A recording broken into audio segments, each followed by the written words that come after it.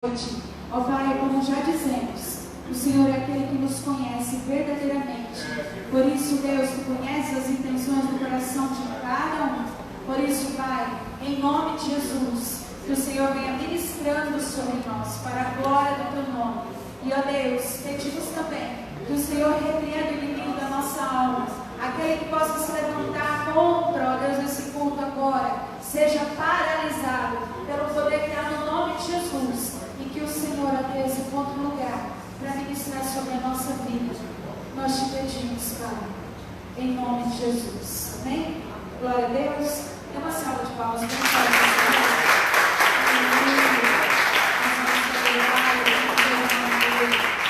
Vamos para buscá-lo. Amém? Aleluia. Os seus palmas. Receba o Senhor Jesus. Aleluia.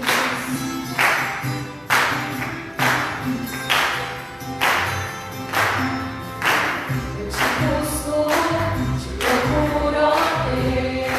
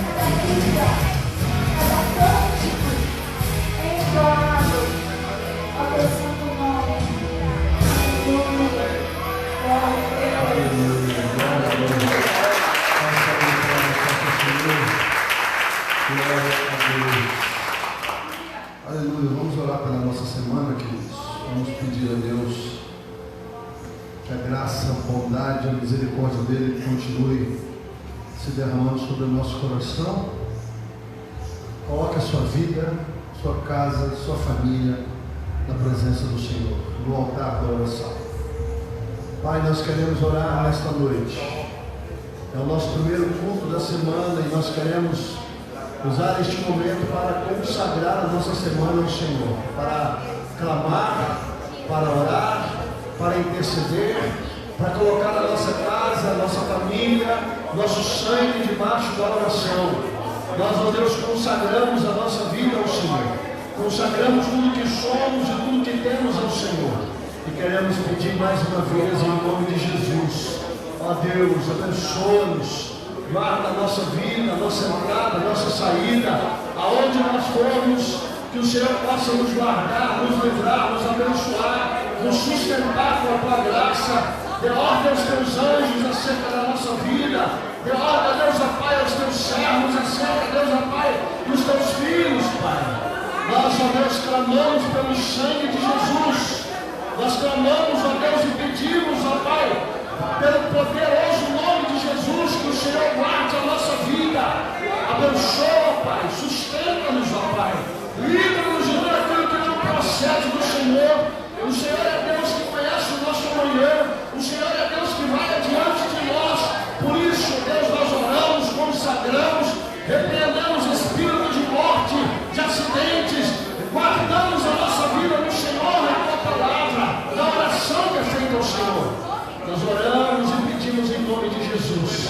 Abençoa a nossa casa, guarda a nossa igreja, guarda, Deus, a nossa família, ó Deus, ó Pai espiritual. Sustenta-nos, ó Deus, mais uma vez. É o que nós oramos e pedimos em nome de Jesus. Abençoa a todos aqueles que estão aqui, aqueles que estão acompanhando pelas redes sociais, que o Senhor possa manifestar a tua graça e nos guardar e nos livrar debaixo do teu poder, da tua unção, no nome de Jesus. Amém, igreja?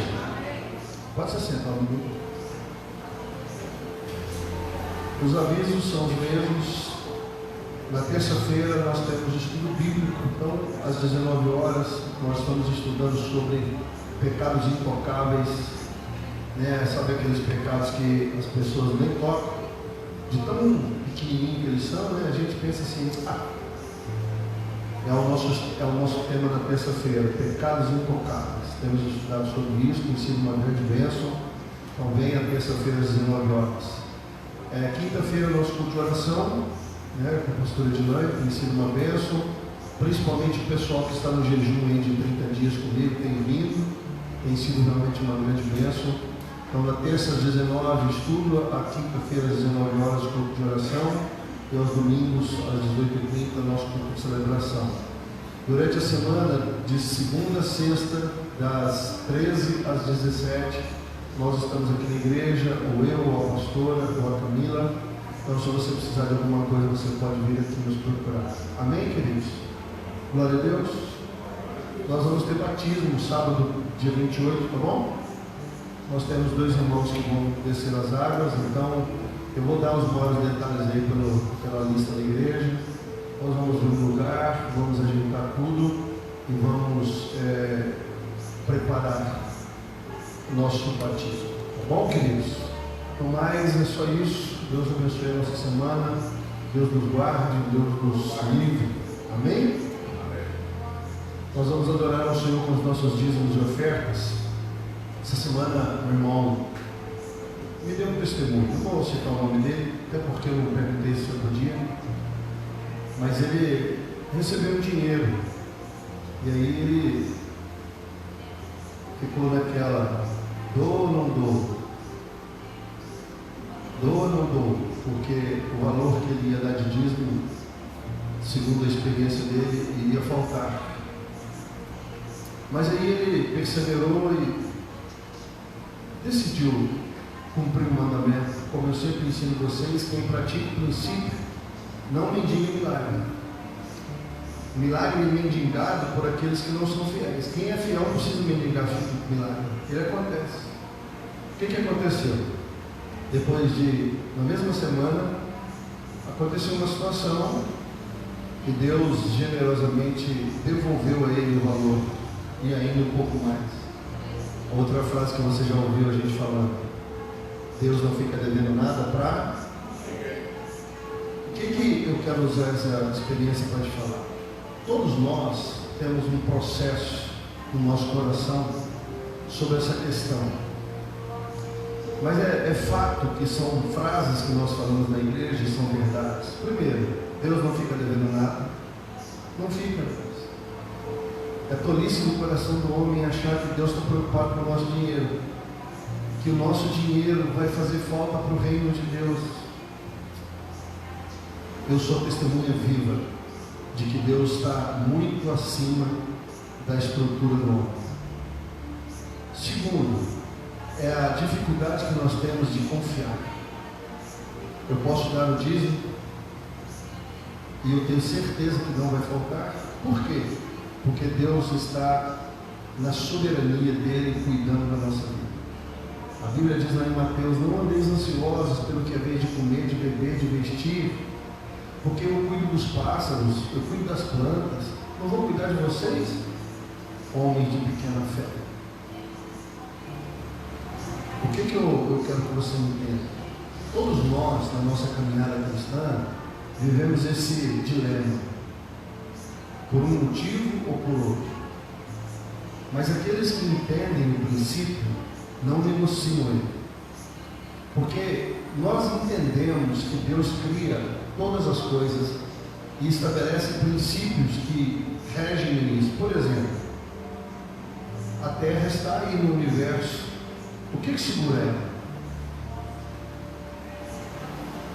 Os planetas, o cosmos, tudo aí. Deus cria, Deus estabelece leis espirituais, leis físicas que regem, organizam e sustentam todas as coisas. O que às vezes nós precisamos entender na nossa caminhada cristã é que quando Deus estabelece um princípio, aquilo tem um porquê. Cabe a nós entender o princípio e praticar. Se você entende o princípio, pratica o princípio, você vive o milagre. Que nós chamamos de milagre, para Deus é só a natureza dele se manifestando. Quem confia em Deus experimenta provisões, cuidados.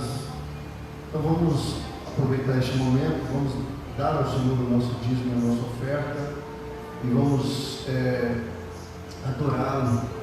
O que nós daremos ao Senhor por todos os benefícios? Disse o salmista. O que é que nós poderíamos dar para Deus, se Ele é dono de tudo? Ele é dono do ouro, Ele é dono da prata, Ele é dono de todos os animais, Ele é dono da nossa própria vida.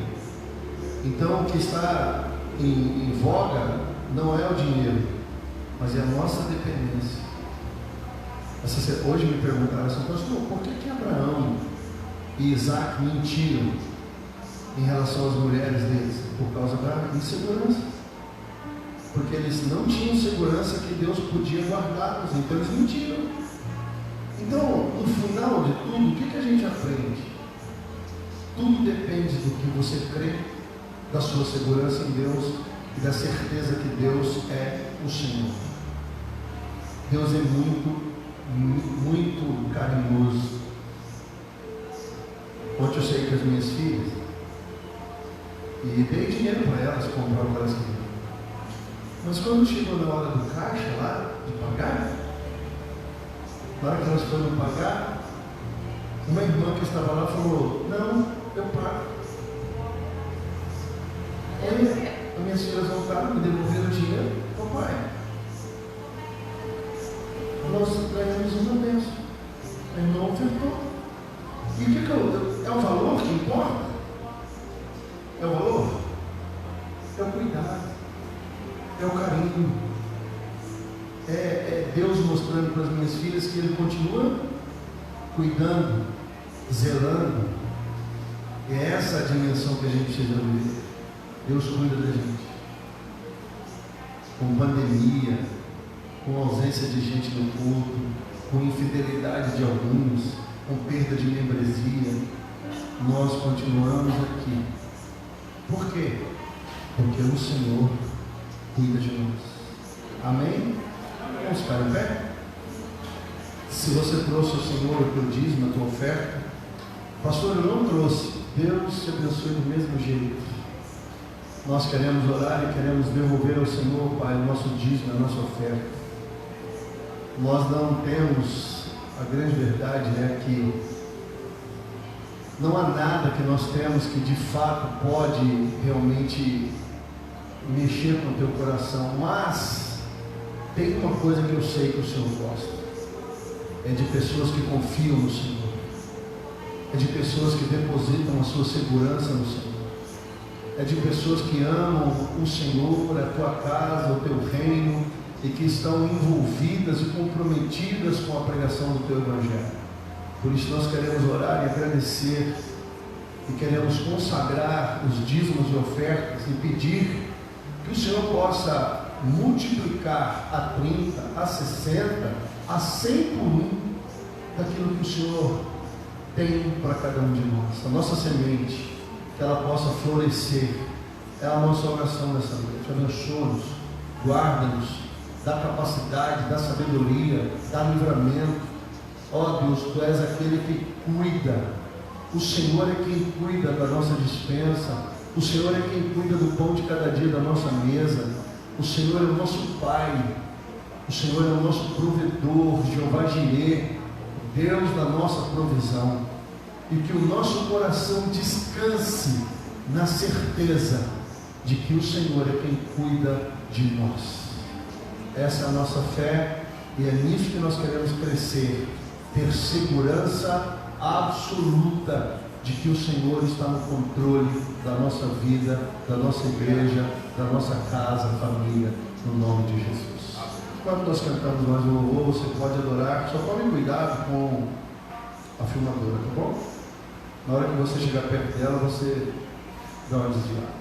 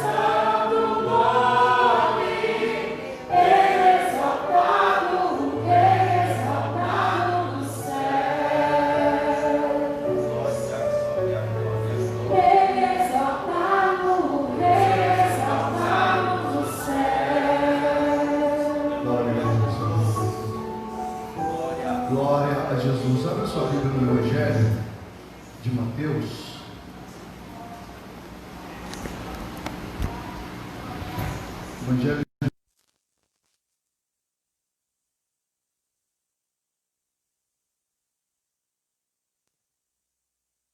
para os visitantes, que Deus abençoe cada um de vocês, todos que nos visitam hoje pela primeira, segunda vez. A Neia, irmã da Simone, não é a Neia do Daniel não, viu Daniel? É a Neia, irmã da Simone, está nos visitando. Ela é uma serva de Deus, ela é lá de Porto Velho, longe. Eu já fui pregar na cidade dela lá, é longe, irmãos, é bem longe. É mais de 2.000 quilômetros daqui lá. E ela veio ver a mãe, está aqui conosco já tem quase um mês já, né Simone? E tem sido uma graça para Simone. A Néia é a mais velha, a Simone é a mais nova. Então você sabe o que acontece, né? Ela é a irmã mãe, né Gabi? O filho mais velho, né, sempre vira a irmã mãe. Então a Simone está rindo à toa. Comidinha da irmã, e ela cozinha super bem. Pão da irmã, coalhada da irmã, doce da irmã. Sempre que eu vou lá tem um negocinho dela, um quitute. Deus abençoe você, viu, Néia? Seja muito bem-vinda. Logo ela vai voltar para casa, para sua família, para o seu marido, filhos. Ela tem uma menina que chama Juliana, um nome maravilhoso. Muito bom gosto para escolher nome de filho. Amém, meu filho? Presta atenção, tá? Tem que ter bom gosto para escrever. Juliana, olha, nome lindo. Juliana, Juliane, Júlio César. Isso é nome bom para você colocar em filho. Deus abençoe vocês. Quem abriu aí Mateus 16, fala glória a Deus. Abre aí no verso 13. Vamos ler a partir do verso 13. E chegando Jesus às partes de Cesareia de Filipe, interrogou os seus discípulos, dizendo: que dizem os homens ser o Filho do Homem? E eles disseram: uns falam que o Senhor é João Batista, outros dizem que o Senhor é Elias, outros falam que o Senhor é Jeremias, ou um dos profetas. Disse-lhe ele: e vós, quem dizeis que eu sou? Simão Pedro, respondendo, disse: tu és o Cristo, o Filho do Deus vivo. E Jesus respondendo disse-lhe: bem-aventurado és tu, Simão Barjonas, porque tu não revelou a carne e o sangue, mas meu Pai que estás no céu. E eu te digo que és Pedro, e sobre esta pedra edificarei a minha igreja, e as portas do inferno não prevalecerão contra ela. E eu darei as chaves do reino dos céus, e tudo que ligares na terra será ligado nos céus, e tudo que desligares na terra será desligado nos céus. E então mandou os seus discípulos que a ninguém dissessem que ele era Jesus, o Cristo. Pode se assentar, queridos. Pai, nós queremos orar e queremos pedir que o Senhor fale conosco. Quando o Senhor fala com a gente, Pai, tudo é diferente. O que nós precisamos aqui é ouvir a voz do Senhor. No meio da ministração, da pregação, que o Senhor fale conosco de uma forma diferente, especial. Que saiamos daqui alimentados, fortalecidos, exortados, abençoados. Ajuda-nos, ó Deus, a ouvir a Tua voz no meio da pregação da Tua palavra, em nome de Jesus. Essa noite eu sonhei com a igreja. E foi um sonho muito bom. Algumas coisas eu entendi, outras coisas estão falando de futuro. E eu vi bastante coisa que Deus me mostrou da igreja. E no final, Deus me mostrou que vai ficar tudo bem. E eu queria falar com vocês sobre a igreja dos meus sonhos.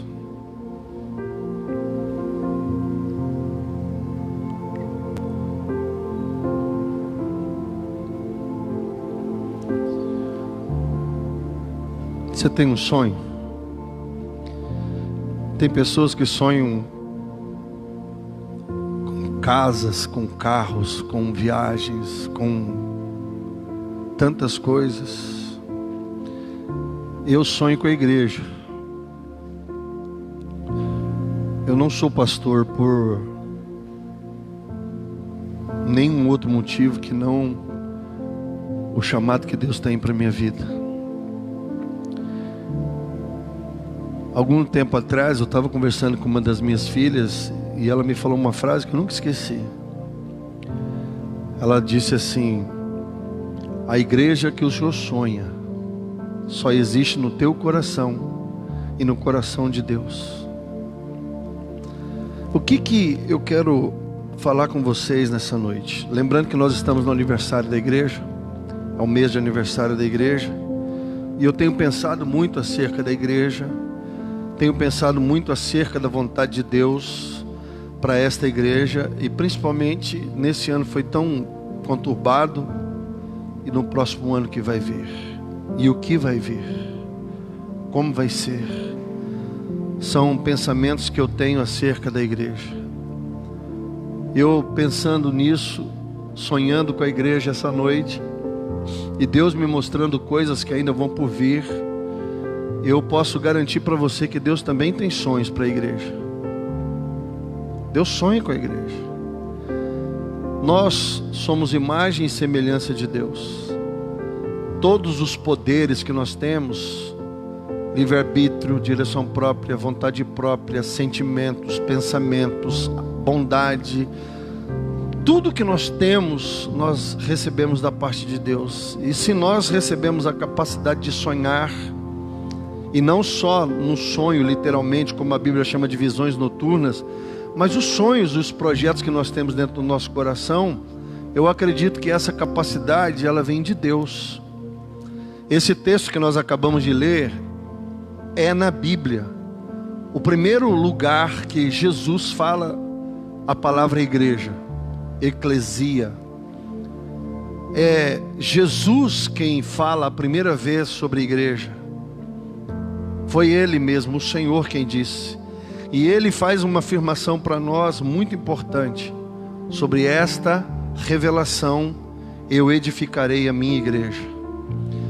Há uma controvérsia teológica sobre o que realmente significava quando Jesus fala com Pedro e fala assim para Pedro, pergunta o nome, né? E quem revela, que os homens estão dizendo. Aqui no verso 18 ele fala: e também te digo que tu és Pedro, e sobre esta pedra. Alguns dizem que a pedra é Pedro.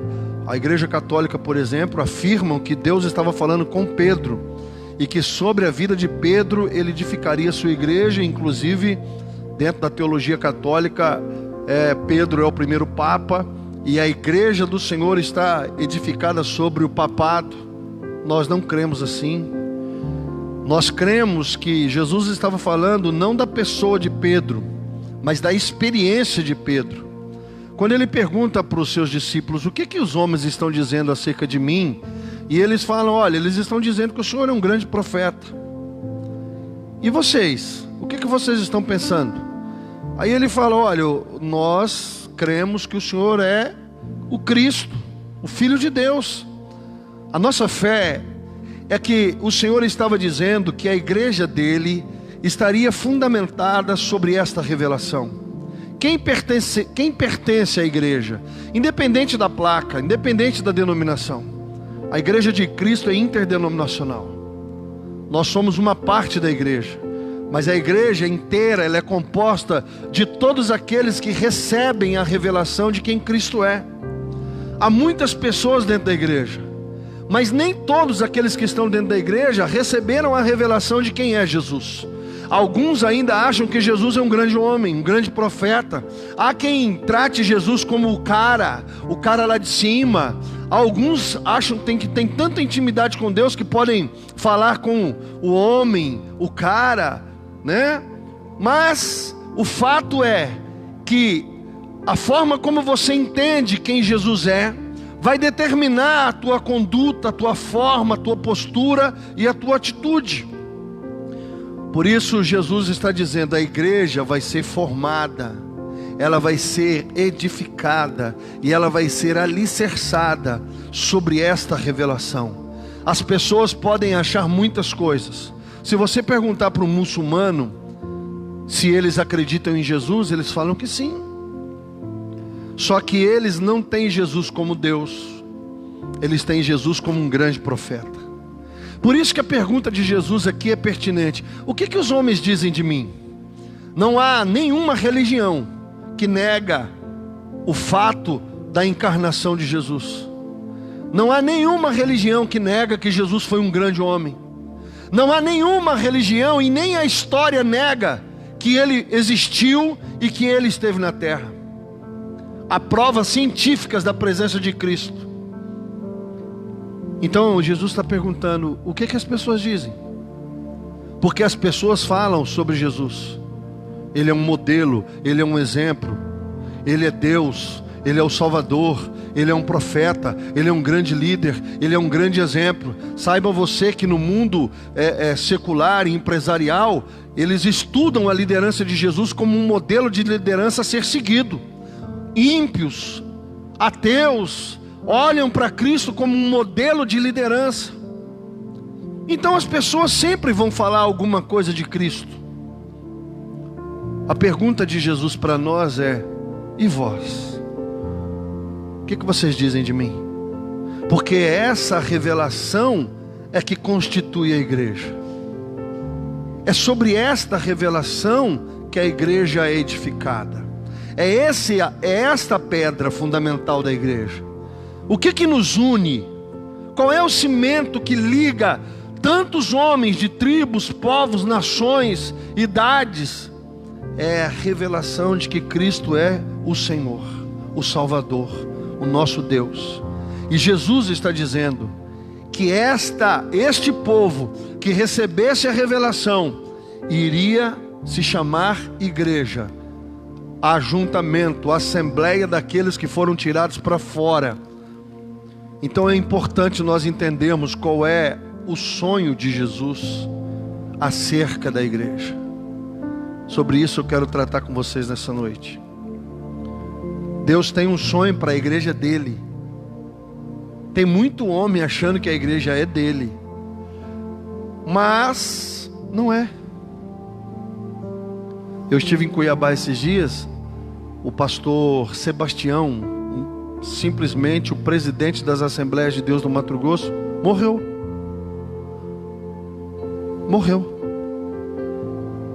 Ele era o presidente de todas as assembleias do Mato Grosso, e a Assembleia do Mato Grosso, a Belém, é simplesmente gigantesca. O pastor Edilene esteve na igreja dele lá, o templo, cabe 50 mil pessoas sentadas. Você sabe o que é uma igreja com 50 mil lugares? E apertado cabe 70. E quando eles fazem algumas convenções, eles colocam telões nos estacionamentos e chegam a mais de 100 mil pessoas. Morreu. De quem é a igreja? De Cristo. Eu vi um vídeo, me mostraram que Deus levantou um profeta, e o profeta falou com ele antes da morte, e falou acerca do que ia acontecer. E o vice-presidente era o filho dele, morreu também. A igreja não pertence a homens. A igreja não pertence a homens. Às vezes há homens que acham que são donos da igreja, mas Jesus disse: sobre esta revelação edificarei a minha igreja. A igreja de Jesus tem um dono, e há sonhos da parte de Jesus acerca da sua igreja. Por exemplo, Jesus, quando sonhou com a igreja, quando ele falou da igreja, uma das coisas que ele queria, qual era o objetivo dele ter um grupo de pessoas? É que este grupo anunciasse a mensagem dele. O objetivo da igreja é anunciar a mensagem de Cristo. Não é o que eu quero, não é o que eu penso, não é o que eu imagino, não é o que dá certo. É a mensagem das boas novas. A igreja não é um lugar onde as pessoas vêm para receber uma motivação, ou para você receber uma palavra de ânimo, ou para você se sentir melhor, aceito, incluso. A mensagem do Evangelho é muito clara: arrependei-vos e crede no Evangelho. Há boas novas. Por quê? Porque o homem estava perdido, caminhando para o inferno. Jesus veio ao mundo para nos salvar, e a mensagem não mudou. O Senhor ainda continua focado na salvação eterna, vida eterna, morte eterna. Mas e o meu bem-estar? A mensagem do Evangelho não está preocupada com isso. No final de tudo é vida eterna, morte eterna. Por exemplo, leia comigo aí Mateus 16:15. E disse-lhes, quem disse? Jesus.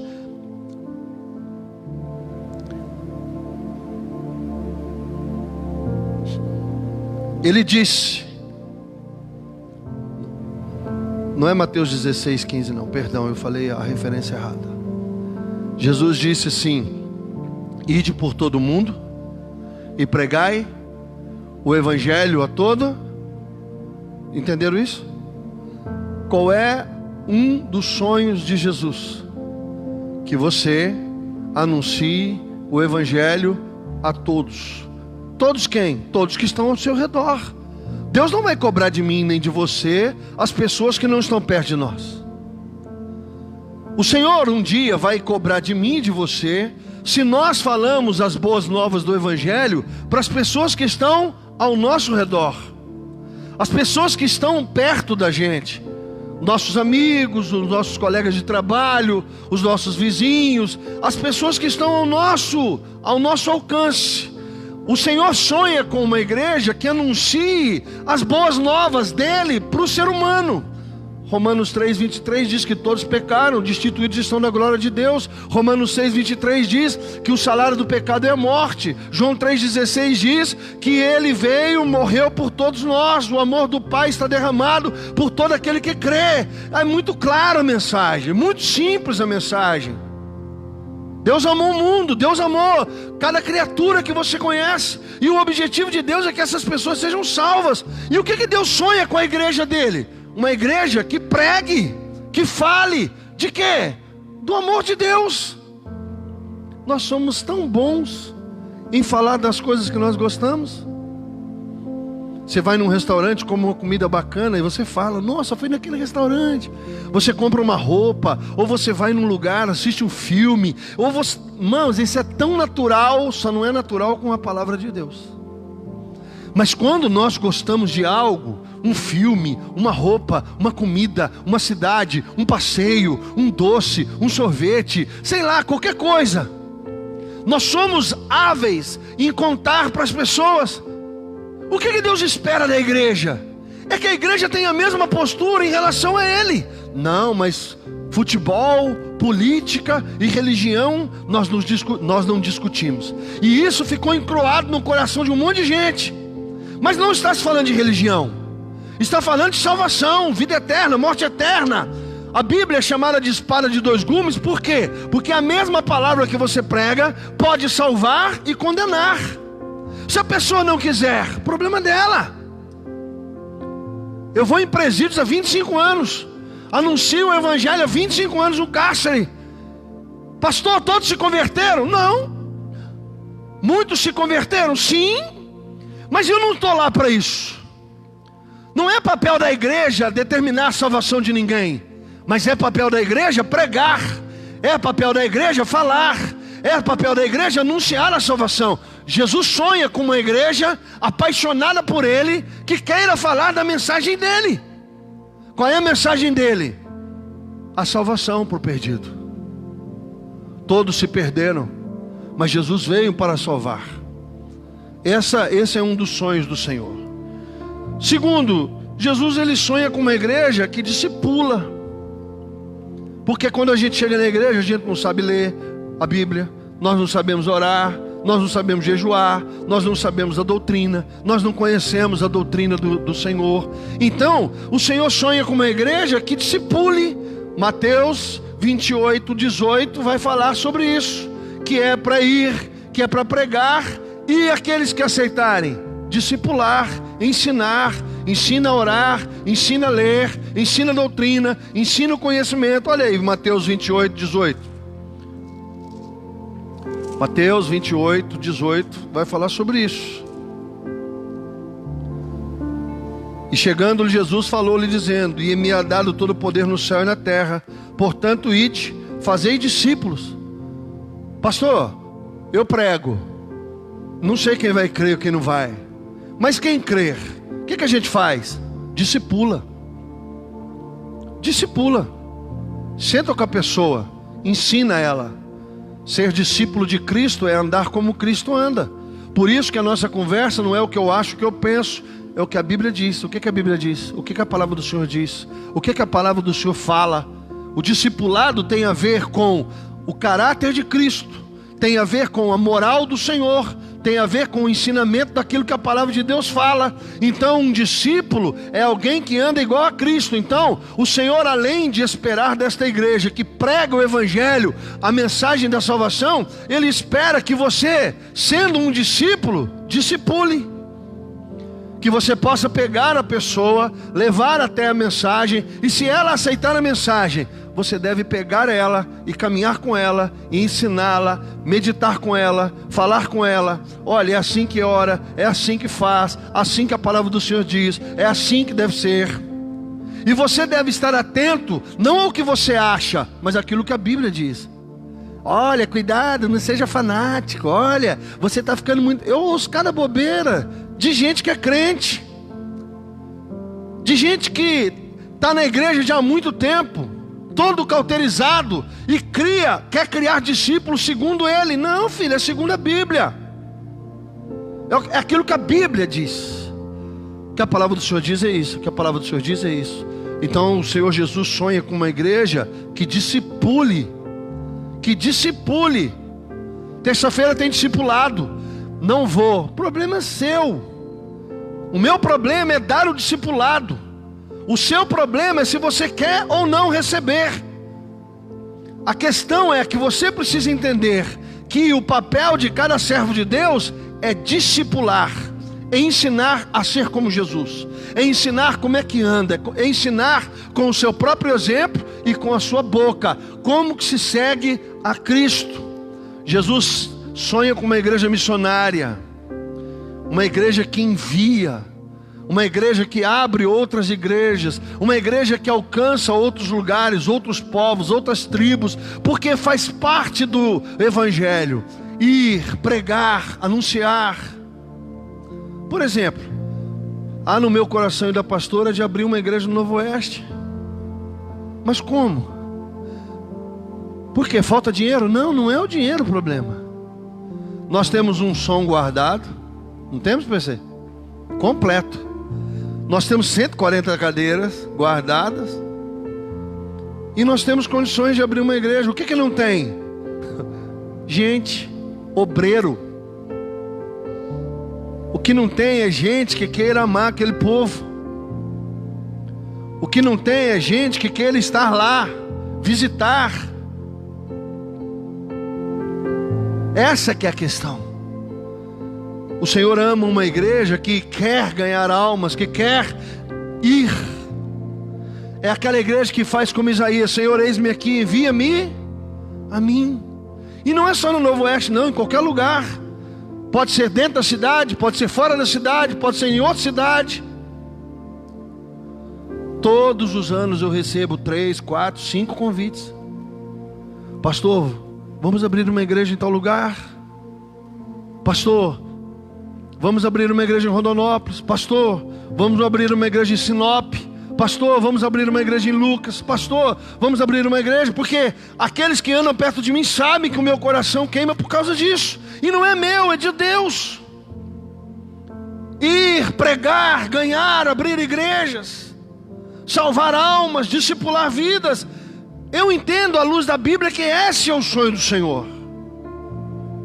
O Senhor sonha com uma igreja que cuida dos necessitados. A Bíblia diz, lá em Tiago, a Bíblia está dizendo que é papel da igreja cuidar dos necessitados, dos órfãos e das viúvas. Naquela época, a grande demanda era de órfãos e viúvas. Por quê? Porque haviam muitas guerras. Muitos homens iam para a guerra. E muitos homens morriam na guerra. E era grande o número de crianças que eram órfãos e mulheres que eram viúvas. E naquela época as mulheres não são como as mulheres de hoje, que muitas trabalham. Elas dependiam literalmente da igreja. Dependiam do templo. Dependiam. Lá no templo haviam 2 gasofilácios. Um que era para ofertas normais e um que era para órfãos e viúvas. Deus sonha com uma igreja que se compadece daqueles que são necessitados. Como eu já disse para vocês, nós fazemos muitas coisas, mas nós não tiramos fotos e divulgamos. Tem muita cesta básica, tem muita água, tem muita luz, tem muito portão, tem muita coisa que é feita que você nem fica sabendo. Tem muito cadeado, muita corrente, tem muito remédio, tem muito óculos, tem muita coisa que acontece que você não sabe. Porque nós não vamos pegar a necessidade de ninguém e criar uma plataforma para podermos ser vistos. Porque isso tem a ver com Deus. Cuidar do necessitado. A Bíblia, ela é muito clara que a igreja tem a responsabilidade de cuidar dos desvalidos, de cuidar dos necessitados. Por isso que a infidelidade em dízimos e ofertas, de uma certa forma, atrapalha o bom andamento da casa do Senhor. Por quê? Todo mundo que está aqui sabe qual é a nossa visão administrativa. Nós dividimos os recursos da igreja em 3 partes. E tentamos, de uma certa forma, manter isso dentro de uma... Por quê? Porque é bíblico. Como é que você vai fazer com uma pessoa que está com fome? Você vai falar para ela, vamos orar? Vamos orar que Deus vai prover? Não, nós vamos prover. Jesus disse à igreja, dai vós mesmos de comer. É responsabilidade da igreja a fazer obra social. A Bíblia não chama de obra social. A Bíblia chama de caráter da igreja, cuidar dos fracos, desvalidos, os órfãos, as viúvas e as pessoas que por algum motivo precisam de ajuda. Pastor, mas tem muita igreja que não faz isso. Irmãos, nós não temos um problema com todas as igrejas. Nós estamos falando da nossa igreja, desta igreja. É o papel da igreja cuidar, ajudar. Todos nós que pertencemos ao corpo de Cristo temos a incumbência de trabalhar, de ajudar, de fazer com que pessoas órfãos e viúvas, necessitadas e desvalidas possam ser assistidas. Mas infelizmente, tudo tem dinheiro. Um óculos vai dinheiro, um remédio vai dinheiro, a água e a luz vai dinheiro. Você liga lá na Sanesul e fala, nós somos o reino de Deus e nós queremos pagar a luz do irmão aí. Mas aliás, não vamos pagar. Isenta? Não existe isso, filho. Você tem que pegar o talão e pagar a água, pagar a luz. De vez em quando é um botijão de gás. De vez em quando é uma caixa de remédio. De vez em quando você faz uma compra. De vez em quando você dá uma cesta básica. Uma caixa de leite. Pastor, mas eu nunca vi isso acontecendo. Não, tem gente que só vem aqui domingo. Não participa de nada, não vê nada. Não respira a igreja. Não sabe o que está acontecendo. O Senhor, Ele sonha com uma igreja que se preocupa com o necessitado. Tiago 1,27 fala sobre isso, que a verdadeira religião é cuidar dos órfãos e das viúvas. Deus sonha com uma igreja que visita os enfermos. Deus sonha com uma igreja que visita os presos. Não, pastor, para mim tem que botar bomba nos presídios. Irmão, tira isso do teu coração. Tem muita gente que está preso lá por bobeira. Tem muita gente que está preso lá porque errou. Mas o Senhor é Deus que cura, que liberta, que salva, que transforma. E Deus pode entrar na vida de uma pessoa e transformar a vida dela, mesmo estando ela presa, mesmo depois de um grande erro. Pelo menos a Bíblia diz que Onésimo se converte na cadeia. Quem prega para ele? O apóstolo Paulo. Onésimo se converte, ele estava fugindo, ele era escravo. Ele era escravo de Filemão. E ele estava preso, e Paulo estava preso por causa do Evangelho, e Paulo prega por dentro da cadeia, e Onésimo se converte, e se torna obreiro, servo de Deus, pregador do Evangelho, missionário, andava com Paulo. Abre a sua Bíblia para você ver, Mateus 25, verso 31. E quando o Filho do Homem vier em sua glória e todos os santos anjos com ele, então se assentará no trono da sua glória, e todas as nações serão reunidas diante dele, e apartará um dos outros, como o pastor aparta dos bodes as ovelhas, e porás as ovelhas à sua direita, mas os bodes à esquerda. E então dirá o rei aos que estiverem à sua direita: vinde, benditos de meu Pai, possuí por herança o reino que está preparado desde a fundação do mundo, porque tive fome e deste-me de comer, tive sede e deste-me de beber, era estrangeiro e hospedaste-me, estava nu e vesti-me, adoeci e visitaste, estive na prisão e foste me ver. Então os justos lhes responderão, dizendo: Senhor, quando que te vimos com fome e te demos de comer? E quando que nós te vimos com sede e te demos de beber? E quando te vimos estrangeiro e te hospedamos, ou nu e te vestimos? E quando te vimos enfermo ou na prisão e fomos te ver? E respondeu o rei e lhe dirá: em verdade vos digo que quando o fizestes a um destes meus pequeninos irmãos, a mim o fizestes. Quando você visita um enfermo, você está visitando Jesus. Quando você visita um preso, você está visitando Jesus. Quando você veste, o brechó, o nosso bazar existe. Mas você sabia que muitas vezes nós já demos roupa para pessoas? Você está pensando que o objetivo do bazar é dinheiro? Não é. Tem muita gente que às vezes chega lá e é ofertado roupa. E às vezes quando você percebe que a pessoa está se sentindo indigna, o preço é irrisório. É simplesmente para dar um pouco de dignidade para uma pessoa. Teve uma mulher uma vez que queimou a casa dela, ela veio e com R$100 ela comprou roupa para ela, para o marido, para os filhos, para todo mundo. Mas era uma questão de dignidade dela. Há pessoas que não se sentem bem de você dar nada para elas. Às vezes você faz um preço simbólico só para ela se sentir bem.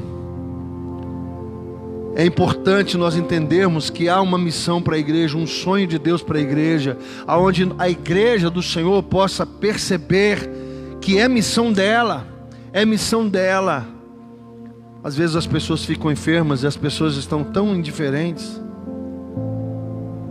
Eu lembro uma vez que eu fui visitar uma irmã que estava enferma, e ela falou para mim assim: pastor, eu falei: oi, cadê a igreja? Eu falei: está aqui.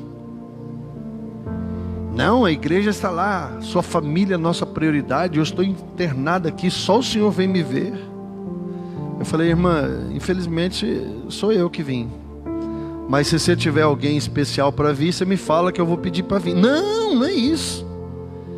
A igreja não é a família? Eu falei: a igreja é de família. Nosso lema é a sua família, a nossa prioridade. Mas ela continuou insistindo. E eu disse para ela: vamos estabelecer a ordem. Você visita enfermos? Não. Eu falei: esse é o problema. O problema começa em você. Porque quando pessoas estão enfermas, você é incapaz de fazer uma visita. Você é incapaz de ir lá fazer uma visita. Então, se você não visita ninguém, infelizmente nós vivemos num mundo que é a base de troca. Você não visita ninguém, ninguém te visita.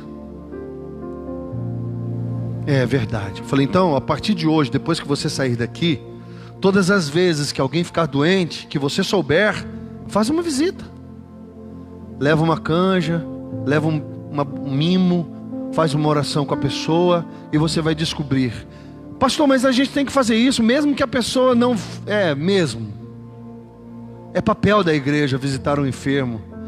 Pastor, eu não gosto do presídio. Irmãos, presta atenção, você vai no presídio pregar o evangelho. Você não tem que gostar ou desgostar. Você não tem que concordar ou discordar. Jesus está dizendo que há muitas pessoas lá que estão presas, que precisam receber a salvação. Está aqui o Robson, que é fruto do nosso trabalho. Está aqui o Tiago, que é fruto do nosso trabalho. Onde que esses meninos estariam? E tantos outros, centenas de milhares desses 25 anos que eu prego, que eu nem sei aonde estão.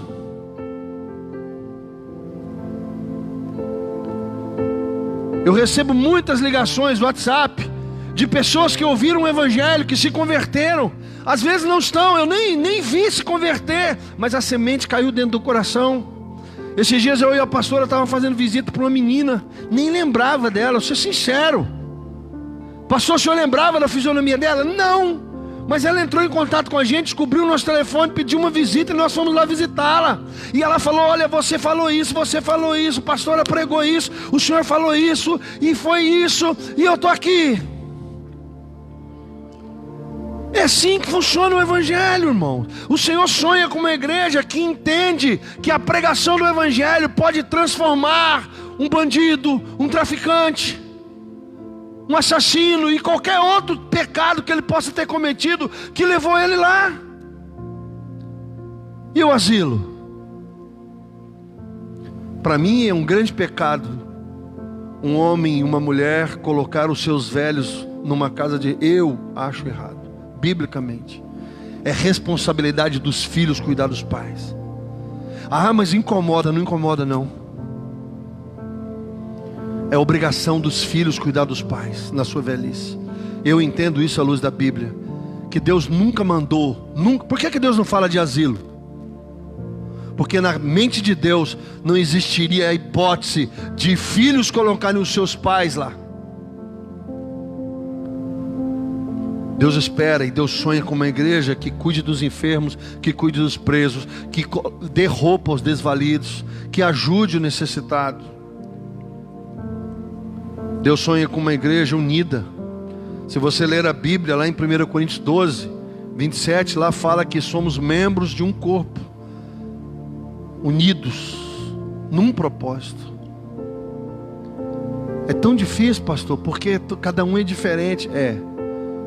Fala isso para o seu fígado, para o seu rim, para o seu pulmão, para o seu cérebro, para os seus braços, para as suas mãos. Sabe por quê que o teu corpo trabalha belezinha?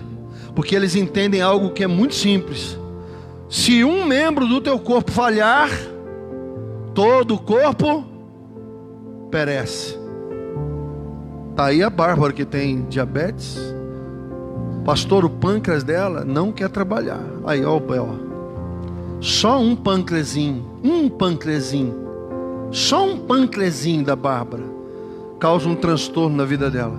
Só porque o pâncreas dela não trabalha. Só um pâncreas, pastor? O resto dela é normal.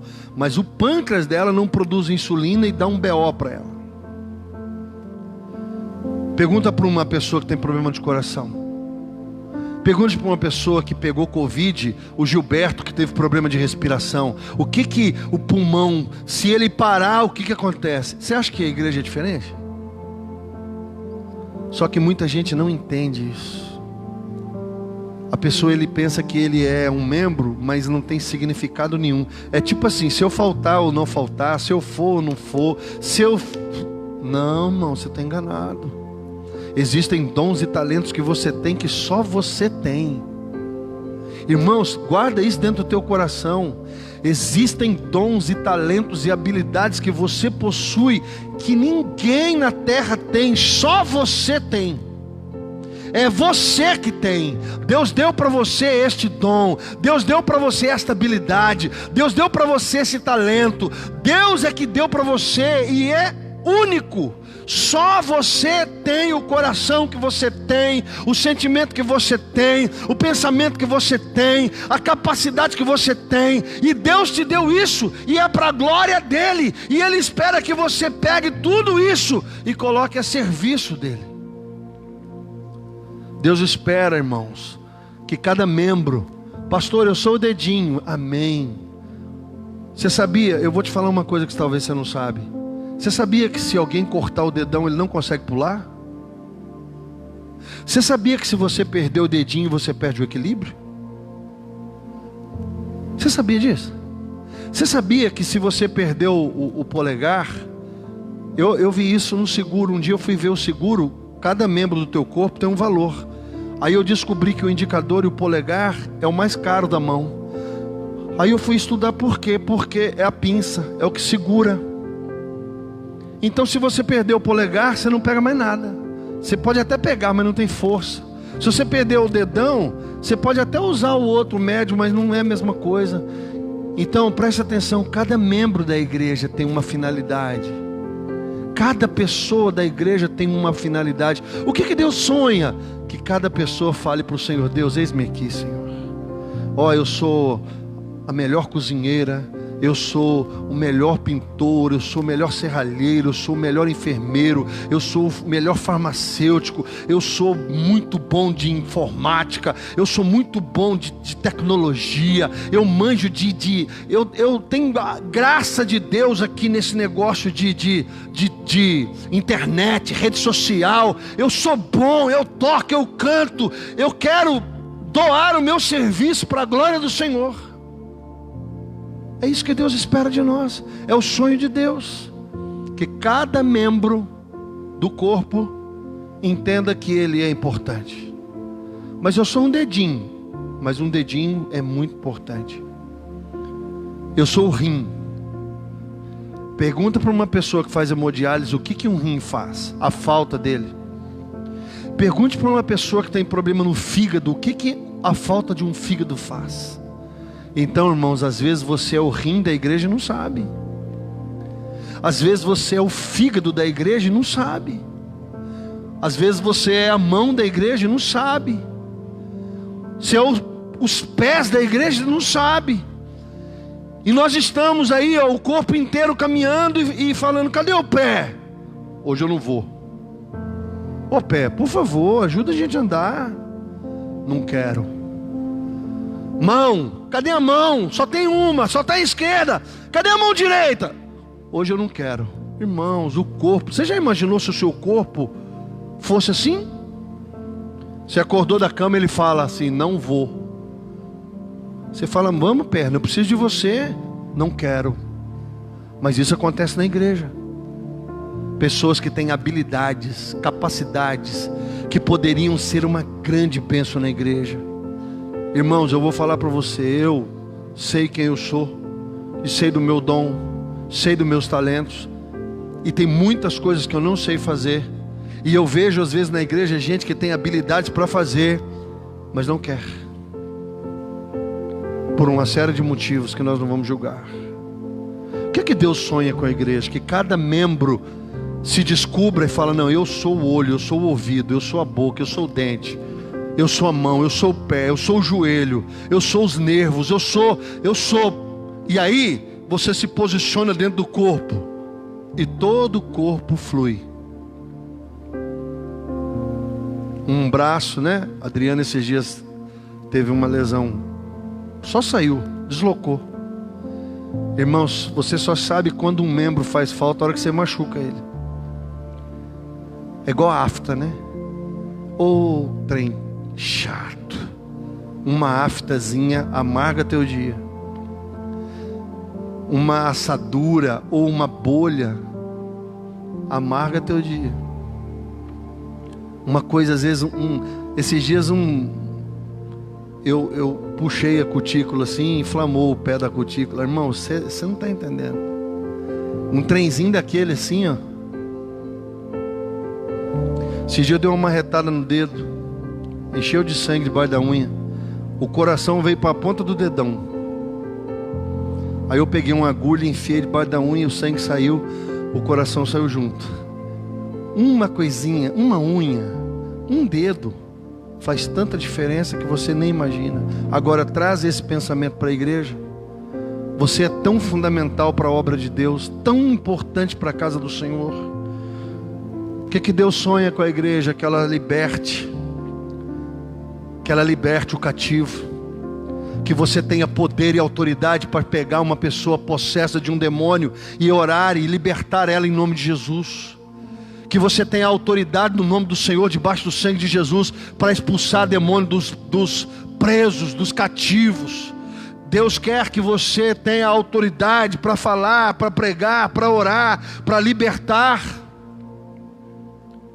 Não precisa ligar para o pastor Júlio, não. Eu resolvo. Tá aí a minha esposa, que é testemunha viva. Não era pastor Júlio, era o irmão Júlio. Mas quando os demônios caíam e ninguém conseguia expulsar, eles me chamavam. E eu não era nada, eu era só o irmão Júlio. Por quê, pastor? Porque eu sempre fui de muita oração e jejum. E no mundo espiritual, demônios respeitam oração, jejum e palavra. Títulos, nomes, tudo isso aí é balela. No mundo espiritual, o que manda é o quanto você ora, o quanto você jejua e o quanto você tem compromisso com Deus. Deus sonha com uma igreja que tenha autoridade em cada membro para libertar o cativo. Deus sonha com uma igreja que é uma família, que se ajuda. Essa é a igreja que eu sonho. Nós não somos desconectados, nós somos juntos, uma família que se ajuda, que se cuida, que um cuida do outro, que come junto. Às vezes também é bom comer junto, né? De vez em quando a gente come junto, ora junto, trabalha junto. Vamos fazer isso lá em casa? Vamos, vai todo mundo lá, faz um mutirão. Isso é igreja. Ora junto, jejua junto, come junto, se importa um com os outros, sabe o que está acontecendo com os outros. Isso é igreja. Vamos ver alguns problemas da igreja que dificultam o sonho de Deus. Primeiro, o egoísmo. Por que as coisas não funcionam da forma como Deus sonha? Porque o ser humano é egoísta. Ele é egoísta, irmão. Você sabe o que é egoísmo? É o hábito ou atitude de colocar os seus interesses, opiniões, desejos, necessidades em primeiro lugar. Para eu ajudar alguém, eu não posso colocar o meu interesse na frente. Você está entendendo? Se eu quiser ajudar alguém, eu preciso colocar o interesse geral no lugar primário. Porque se eu for colocar só o meu interesse, eu só vou fazer aquilo que me convém. Você está entendendo? E tem muita gente egoísta na igreja, irmão, muito egoísta. Ele só faz o que é interesse dele. Só que Deus não está falando disso. Deus está falando para você ser altruísta. Deus está falando que há um interesse geral. Deus está falando que você tem que ter uma visão do seu interesse, sim, mas do interesse de todos. E você precisa ajudar a todos naquilo que você pode, dentro da sua habilidade, dentro do seu dom. Só que infelizmente as pessoas são egoístas, pensam só nela, no interesse dela, no desejo dela, na vontade dela, naquilo que ela quer, do jeito que ela quer, daquilo que ela acha que é interessante para ela. E isso dificulta a igreja. Se você quiser ajudar alguém, você vai ter que abrir mão de alguma coisa. Você vai ter que abrir mão às vezes de um pouco de hora de sono. Você vai ter que às vezes fazer alguma coisa cansado. Se você quiser ajudar alguém, se você realmente quiser fazer a diferença na vida de alguém, você vai ter que... Eu fui em Cuiabá quinta-feira e voltei sexta. Sabe por quê? Porque um amigo meu precisava levar um carro em Cuiabá e trazer um de volta. Mas há poucos dias ele operou do coração. E eu falei para ele: rapaz, como é que você vai em Cuiabá? É 12 horas de viagem, dirigindo sem parar. Aí ele falou: pastor, mas eu preciso levar o carro. Eu falei: eu levo para você. Eu viajei 1000, destroquei o carro na quinta noite, dormi, acordei de cedo e voltei. Mais 12 horas. Fiz, por quê, pastor? O senhor ganhou quanto? Nada. Mas por que o senhor fez isso? Porque a Bíblia diz que você precisa se colocar no lugar das pessoas. Ele é arrimo de família, a família dele depende dele, todo mundo. Eu pensei, eu posso ir. De vez em quando você tem que ajudar um aqui, outro ali, você faz um monte de coisa para um monte de gente. Por quê? Porque se você for egoísta, você só vai pensar em você. Mas se você praticar o que a Bíblia manda, você vai ajudar pessoas. Você vai fazer a diferença na vida das pessoas. Então o egoísmo vai atrapalhar o projeto de Deus para a igreja. Porque se a pessoa não abre mão, ela não abre mão, é complicado, irmãos. Presta atenção. Para você fazer a vontade de Deus, muitas vezes você vai ter que dizer não para a sua própria vontade. Para você fazer a vontade de Deus, muitas vezes você vai ter que abrir mão dos seus interesses. Outro problema que atrapalha o sonho de Deus para a igreja: indiferença. O que é indiferença? Ausência de interesse, falta de consideração, falta de gratidão, condição de quem não se deixa influenciar pelos sentimentos. Indiferente. O mundo está pegando fogo e ele simplesmente não está nem aí para o que está acontecendo. Irmãos, a igreja não funciona assim. Nós precisamos ter sensibilidade com o que está acontecendo. Porque se nós olharmos para a nossa despensa, para a nossa mesa farta, e pensarmos assim: o irmão que não tem o que comer, problema dele, então isso não é igreja. Comer um churrasco, ou comer uma comida muito gostosa, só é legal se você olhar ao redor e saber que não tem ninguém com fome. Isso é igreja. Você pode comer o que você quiser. Você pode comer picanha, filé mignon, salmão, atum, sei lá o que você gosta de comer. Pô, isso é muito bacana, é fruto do seu trabalho, da sua prosperidade. Mas isso é muito legal se ninguém tiver com fome na igreja. Porque se alguém tiver fome na igreja, aí não é legal. Aí é triste. Isso é igreja. Isso é o sonho do Senhor. A Bíblia diz lá em Atos que todos chegavam e depositavam as suas ofertas, os seus dízimos, e não havia falta. Ninguém estava com fome. Nós recebemos doações de cestas básicas. A Camila, o pessoal que está aqui sabe. Pastora, há alguém na igreja que precisa de ajuda? Não. Aí nós doamos fora. Porque é inadmissível alguém não ter o que comer. Para nós, igreja, nosso irmão, a nossa irmã com fome, não. É inadmissível nosso irmão estar sem luz, estar sem água, estar sem gás. Então nós temos que entender que a indiferença não pertence à igreja. É cada um por si e Deus por todos. Aqui não, na igreja não. Nós não podemos ser indiferentes. Eu posso andar no carro mais bonito, eu posso ter a melhor casa, o melhor carro, posso ter tudo do bom e do melhor, mas nós não podemos ser indiferentes às coisas. E quando uma pessoa é indiferente, é muito complicado.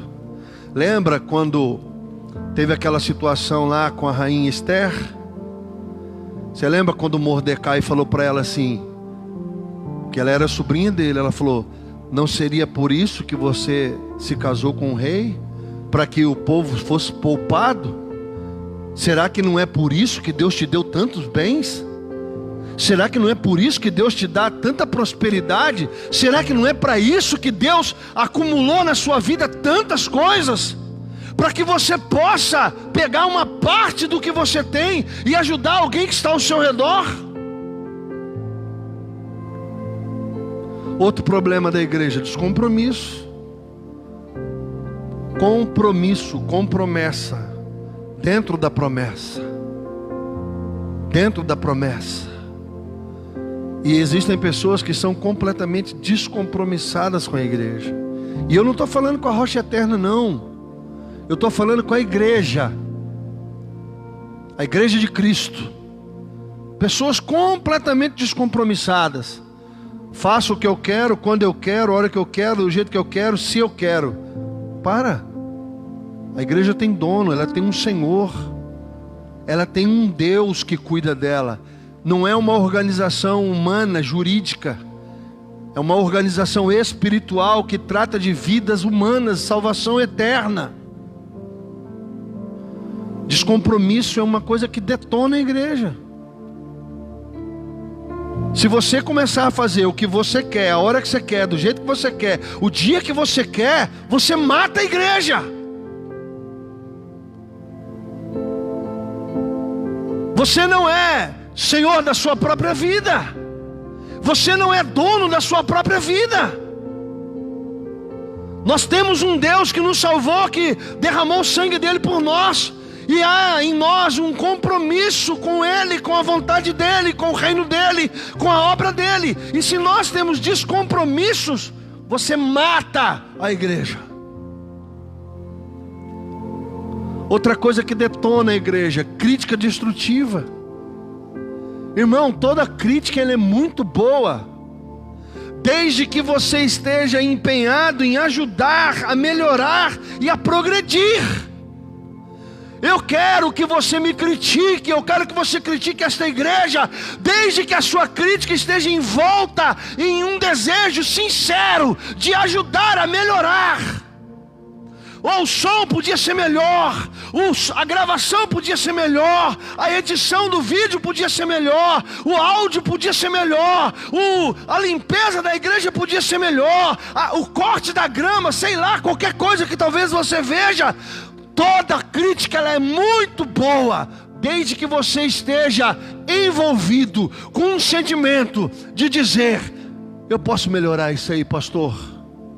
Eu posso melhorar esse áudio, eu posso melhorar essa gravação, eu posso melhorar, eu posso editar, eu tenho capacidade, eu tenho habilidades. Crítica destrutiva, palavras que ofendem, palavras que agridem, palavras que denigrem, sem nenhum envolvimento da sua parte de ajudar. Faz isso não ajuda a igreja. Criticar o louvor, ou criticar a pregação, ou criticar qualquer coisa que a igreja está fazendo, sem que haja dentro de você um desejo de ajudar a melhorar, isso não é saudável. Isso não é saudável. A crítica boa é aquela que você fala: pastor, há em mim potencial para fazer diferença, eu posso melhorar bastante isso. A Júlia foi uma bênção na nossa vida, o Paulinho também, o PC, nesse negócio de mídia, a Camila aprendeu no peito, na raça, a fazer um monte de coisa, porque havia uma necessidade. E às vezes há pessoas que têm muito mais capacidade do que a Camila, tem muito mais conhecimento técnico na área de informática e não faz nada. E de vez em quando eu ouço assim: nossa, esse negócio aqui tá assim, essa edição tá assim, Ô filho, faz a crítica e chega junto. Crítica destrutiva não ajuda a igreja. Se você não sabe fazer melhor, ou se você não quer fazer melhor, cala-te. Outro problema da igreja: rebelião. Pastor, tem rebelião na igreja? Rapaz, é o que mais tem. Rebelião, decisão de não obedecer à autoridade de Deus e aos seus líderes. Isso é rebelião. Rebelde, não obedeço homens. Na verdade, você não obedece ninguém, obedece a si mesmo. Rebelião, gente rebelde, que não se submete a Deus, que não se submete à palavra de Deus, que não se submete aos líderes que Deus coloca sobre a sua igreja. Efésios 4 diz que Deus desceu às regiões inferiores da terra, subiu ao céu e deu dons aos homens, uns para apóstolos, outros para profetas, outros para evangelistas, outros para pastores e mestres, a fim da edificação da igreja, do corpo da igreja, até que a igreja chegue no pleno conhecimento de Deus, até que a igreja chegue à estatura de varão perfeito, como foi Cristo Jesus. Está escrito na Bíblia. Mas tem gente rebelde: não ouço, não obedeço. Isso mata a igreja. Vamos orar? Não. Vamos jejuar? Não. Vamos evangelizar? Não. Vamos? Não. Mas a palavra do Senhor diz: não mata a igreja. Outra coisa: orgulho, soberba, prepotência. Pessoas que se acham superiores às outras. Meu irmão, aqui não tem ninguém melhor. Tudo pecador, tudo desgramado, lascado. Não tem bom aqui não, filho. A igreja é a comunidade dos pecadores redimidos. Aquele que não tem pecado, atira a primeira pedra, disse Jesus. Por que você quer ser melhor que os outros? Por que você quer pisar? Por que você quer? Orgulho, soberba, prepotência tem a ver com você se achar superior.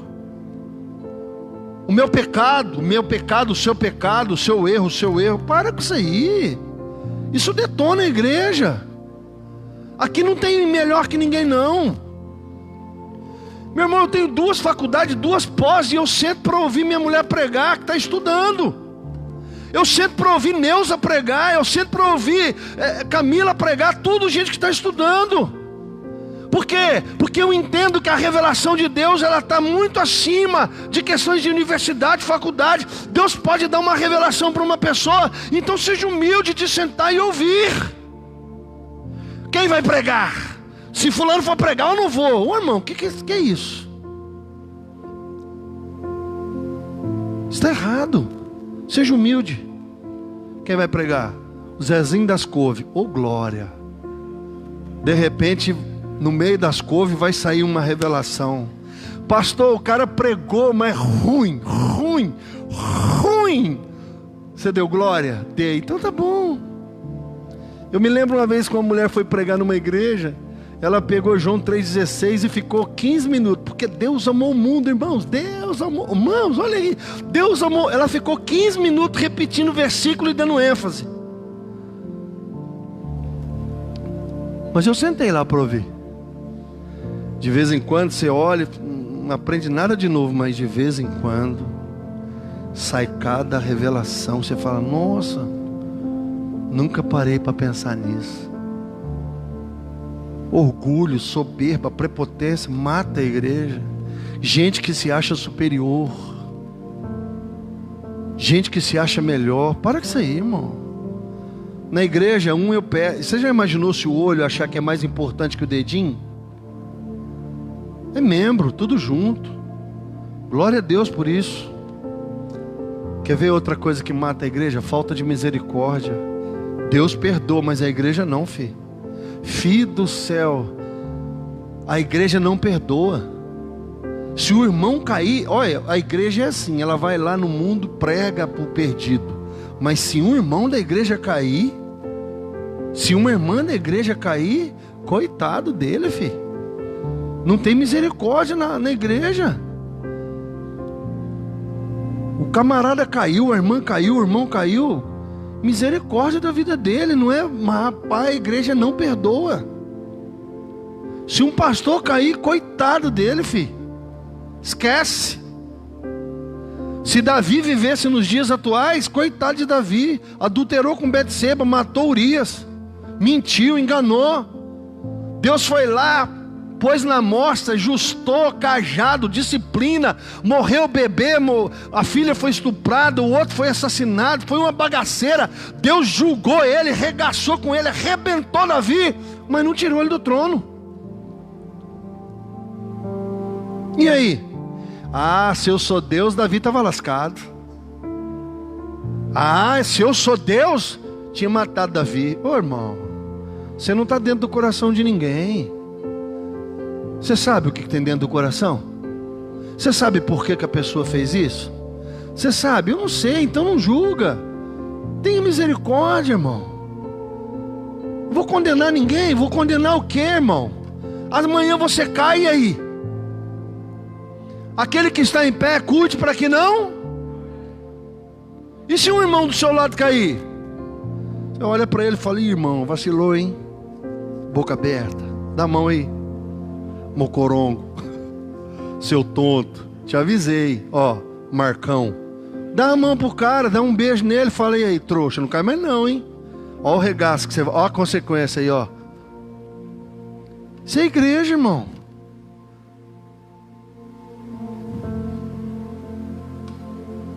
Tem igreja, nós estamos aqui para quê? Ajudar. Tem uns irmãos aí vacilão, filho, mas vacilão. Ele tem PhD em vacilo. O que você vai fazer? Vai matar ele? Vem cá, trouxa, seu mané, boca aberta, tonto. Vamos orar. Ora com ele, ajuda ele. Ô, filho, vamos. Levanta, caminha. Não, joga fora. Ô, irmão.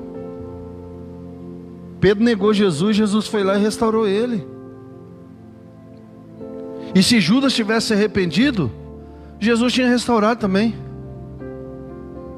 É que Judas foi lá e se matou, mas não conhecia Jesus. Mas se Judas se arrependesse, você acha que Jesus ia perdoar? Com certeza. E para a gente encerrar, que Deus nos ajude a sermos a igreja dos sonhos de Deus. Pastor, qual que é o teu sonho da igreja?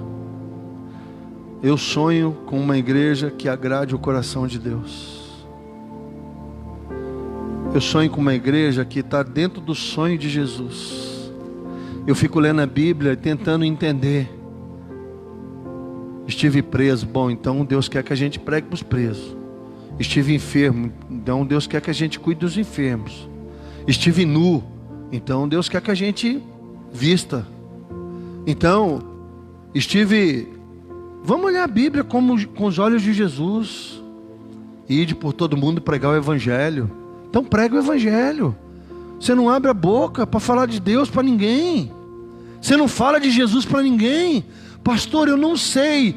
Mãos, pregação do Evangelho não tem a ver com saber, tem a ver com sentimento. Eu me lembro de 2 meninas que eu ganhei para Jesus, na frente do comercial, escarnecendo, zombando. Tinha um grupo de jovens pregando para elas, tentando pregar, e elas zombando, lindas, bonitas, corpos estonteantes, maravilhosas, e zombando dos meninos que estavam pregando. Eu vi, fui lá, bati no ombro deles, falei: para um pouquinho. Olhei para as 2 meninas e falei: olha para mim. As 2 olharam, eu falei assim: você não entendeu o que nós estamos fazendo aqui? Você acha que é meia-noite nós estamos aqui de bobeira porque nós não temos o que fazer? Nós estamos aqui porque Jesus ama você. Quando eu falei Jesus ama você, ela começou a chorar. Aí eu falei: olha para mim. Aí elas começaram a chorar. Eu falei: olha para mim, Jesus ama vocês. E é por isso que nós estamos aqui. Aí elas desmontaram de chorar. Aí eu peguei e falei pro casal que estava lá: agora pode terminar de pregar. Pregação do Evangelho não tem a ver com teologia, doutrina. Às vezes você ganha uma alma com um Jesus te ama. Deus tem um propósito na sua vida. Olha, eu não sei falar direito, mas uma coisa eu sei: Jesus me salvou, pode salvar você. Eu quero que você entenda isso. Seja rico, seja pobre, seja branco, seja preto, seja quem for. Pastor, mas tem gente que não quer saber do Evangelho. Não é problema seu se a pessoa quer ou não. O teu problema é pregar.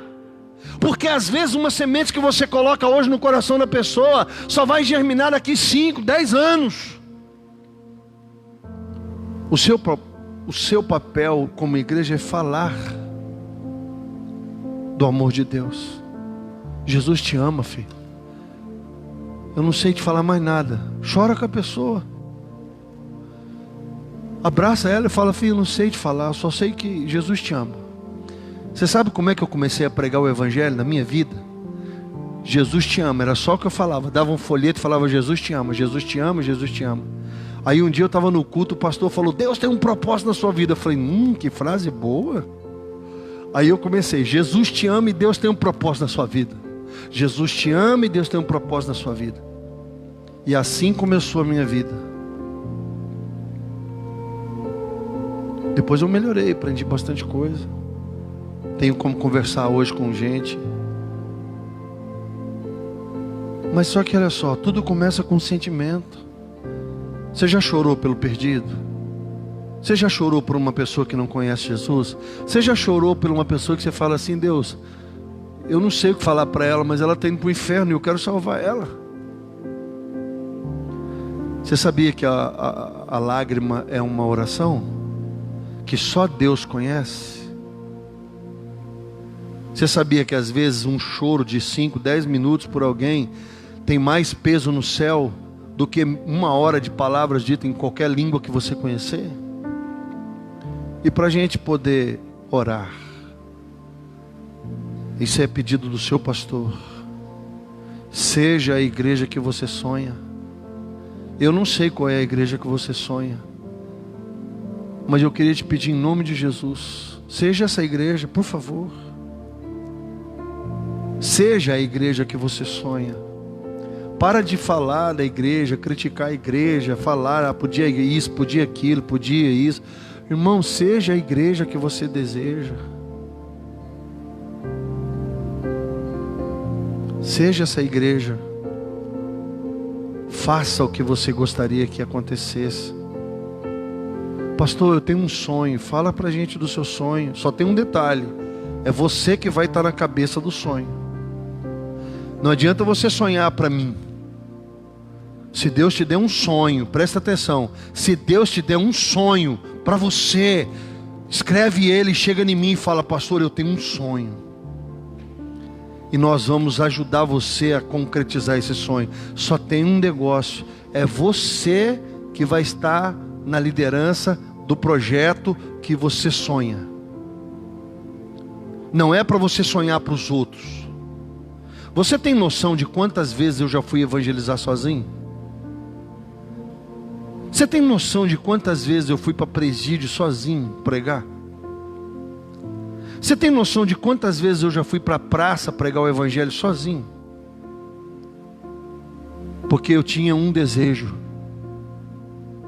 de pregar o evangelho. E como ninguém me dava oportunidade na igreja, eu fui para a rua. E um dia, um irmão passou de ônibus e me viu pregando lá em Belo Horizonte na praça. Chegou no pastor e falou: quem é o irmão que está pregando na praça? O pastor falou: que irmão que está pregando na praça? Eu não sei. Aí começou a caça: quem é que estava pregando na praça? Até que chegou em mim. De 93 até 2000 eu nunca preguei num púlpito. Pregava na rua, pregava na praça, presídio, asilo, dentro de ônibus, dentro de metrô. Mas por causa do trabalho da rua me acharam. E em 2000 eu comecei a pregar no púlpito e nunca mais saí. Ninguém me dá oportunidade. Para com isso aí, filho. Se Deus te der um sonho, faz ele acontecer. E nós, como igreja, vamos trabalhar para isso. Mas lembre-se, quem vai sangrar pelo teu sonho é você. Não adianta você sonhar para mim. Não adianta você chegar com um sonho maravilhoso para o Robson. Não, eu tenho um sonho aqui para Bárbara. Viu? Bárbara e Henrique tem um sonho. Não, filho. Se você sonhou, se Deus te deu um sonho, você tem que estar disposto a suar e sangrar pelo teu sonho. E a igreja vai te ajudar. Amém? Seja a igreja que você sonha. Vamos ficar em pé.